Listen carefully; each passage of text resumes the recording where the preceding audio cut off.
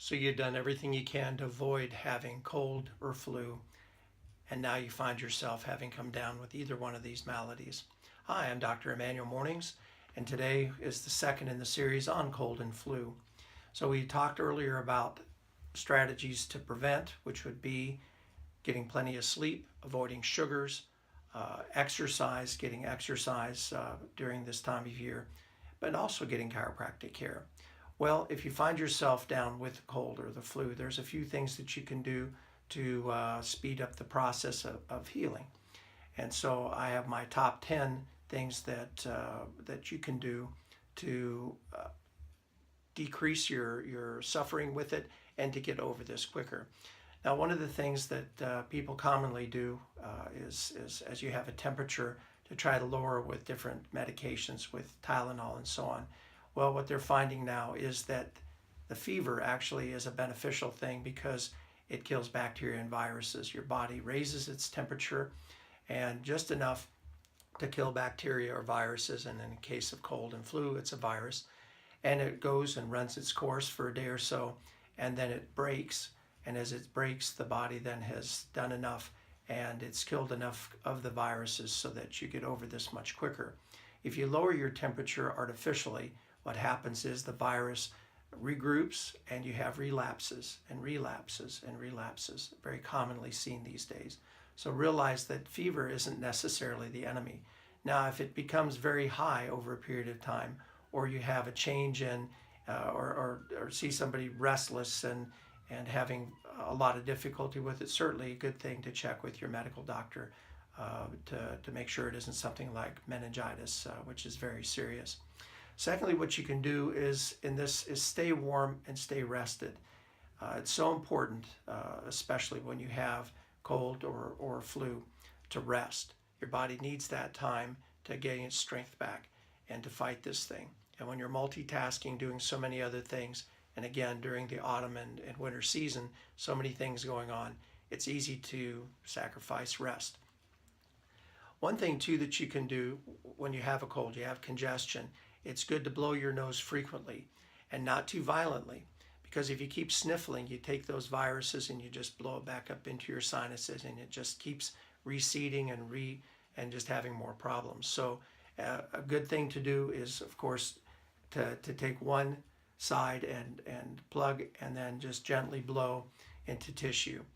And better to do it more frequently and just do it more easily. If you do it too hard, then again, it can have some blowback into the sinuses and cause more problems. Another thing you can do is gargle. Gargle with salt water. Warm salt water is a good thing to do, and it can help to relieve some of the symptoms. Another thing you can do is apply hot and cold compresses, especially hot compresses early on to your sinuses, and leave that on for a few minutes, and that can also find you some relief. Another thing you can do when you rest is to sleep with your head slightly elevated. Now, many people make the mistake of just propping two pillows under their neck, and that can create problems with your neck. Much better to have a pillow under the upper part of your back and then two pillows, so gently elevating. Another thing you can do is raise the head of your bed.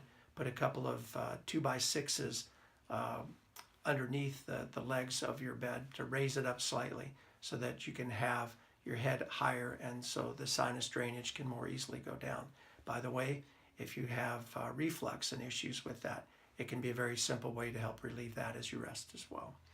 So also, not if you tend to fly, and one thing that they found, certainly with your sinuses clogged up and so on, is flying when you change altitudes can be pretty miserable. And so avoid flying, which would be another good reason to stay home and rest. Another thing you can do is to take honey, and mixing honey with lemon. Honey has some antimicrobial properties to it, and the lemon also can help to relieve sore throats. Just keep in mind, young children shouldn't be given honey because there's some question as to that it can cause problems for very young children, usually under 1. Another thing you can do is load up on vitamin C. Vitamin C can help to strengthen the immune system. It's been well known for many years that can be helpful. Zinc is also very important. Zinc can also bolster your immune system. The tablets or lozenges work best. You can just have one dissolve in your mouth, and they have plenty of those at the health food store that taste pretty pleasant, and that'll help to strengthen your immune system. One thing that people did for some time, it's not as much now, and it's certainly to be discouraged, is zinc sprays that people spray up their nose. It's been found that zinc can damage your ability to smell, and so we want to avoid any sprays that would have zinc in them. So one other thing too is again, this is a time not to be busier. It's a time to rest and let your body do what God created it to do. And when we have illnesses and the like, just to be able to set back and rest and give it an opportunity to heal. Now, certainly, again, during this time, it's important that your nervous system function well. As we discussed before, your nervous system controls your immune system. And when there's interference in the nervous system, it certainly can interfere with the immune system. So get checked out. Go to your chiropractor and stay adjusted, stay well adjusted. Keep that interference out of your body. I hope this is helpful to you. If you find it's helpful, please share it with your friends and family. And if you have any questions, you certainly can reach me on my website, or you can call my phone number, 276-466-3012. Have a great day. Have a healthy day. God's blessings to you.